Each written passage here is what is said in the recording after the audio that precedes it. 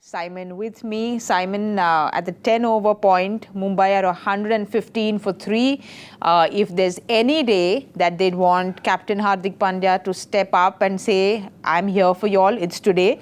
He's looking good on 31 of 14. Unfortunately for Mumbai, they lost Ishan Kishan, Rohit and Surya much earlier than they would have wanted.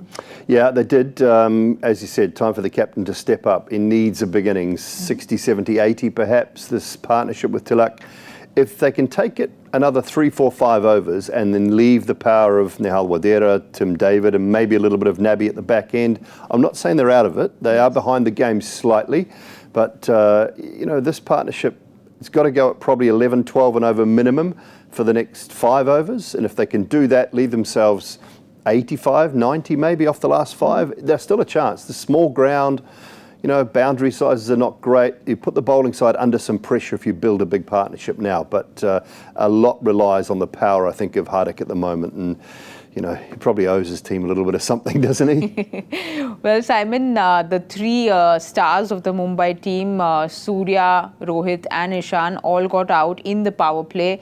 So 65 for 3 is what Mumbai were in the power play. One of them, if they had gotten a quick fire, some 40-odd runs, I think this would have been tilting towards MI. Yeah, a little bit different, but I mean, some terrific bowling. Khalil summed up the situation, took the pace off. The one to get Surya was, you know, terrific delivery, yes. Pace off across him, just sat in the wicket a touch, which tells me that Rishabh Pant may have been onto something when he said we wanted to bat first anyway, after being sent in. He thought the surface might slow up a little bit in that afternoon heat, afternoon sun. So I think we're seeing some signs of that. There's not a lot in it for the spinners, so it's not a turning track, it's not really difficult, but the odd one is just holding in the surface. So, you know, everything has to go right from a Mumbai point of view. And from a bowling side of things, I thought they started okay. It wasn't a bad start. Lazard Williams, just that wide that was reviewed, you know, ended up being a little bit expensive off his first couple. But Khalil has been really good, even though he's gone for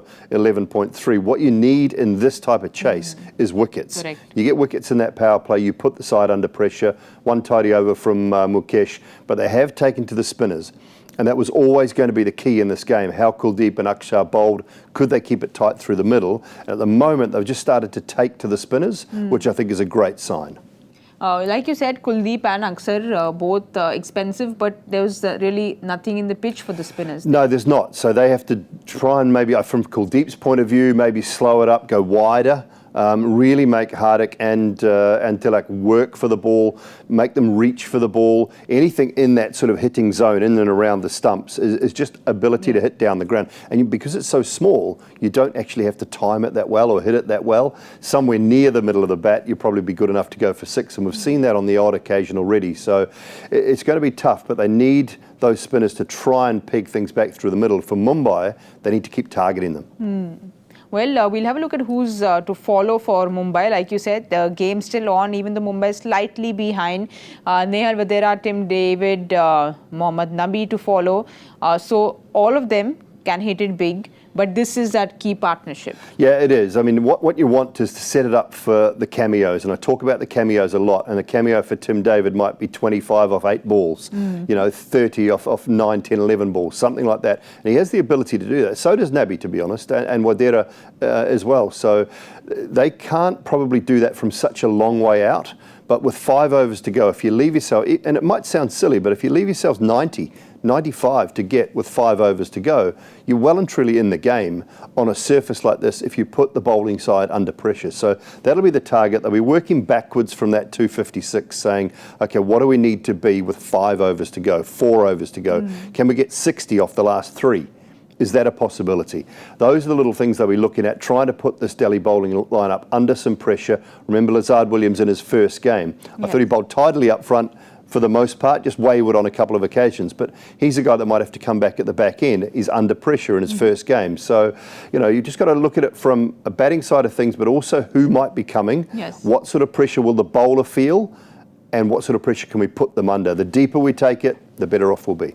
Well, Simon, you took it very deep, and I'm very sorry that you were just One run. One run away. He just needed to push it to covers for one. And Sky got out. So I'm very sorry, but I'll give you a different prediction. Do you see this going Delhi's way or Mumbai's way? Look, I see it still in Delhi's favour, probably about 70-30 at the moment, but there's no reason that Mumbai can't do it. This partnership is the key. If this partnership goes for another 4 overs, I can see Mumbai being right in the game. We might be headed for a last over thriller. All right, you've heard it. 70-30 is what Simon has said. We'll wait and watch. Please join us in the crossover show. We'll see you soon.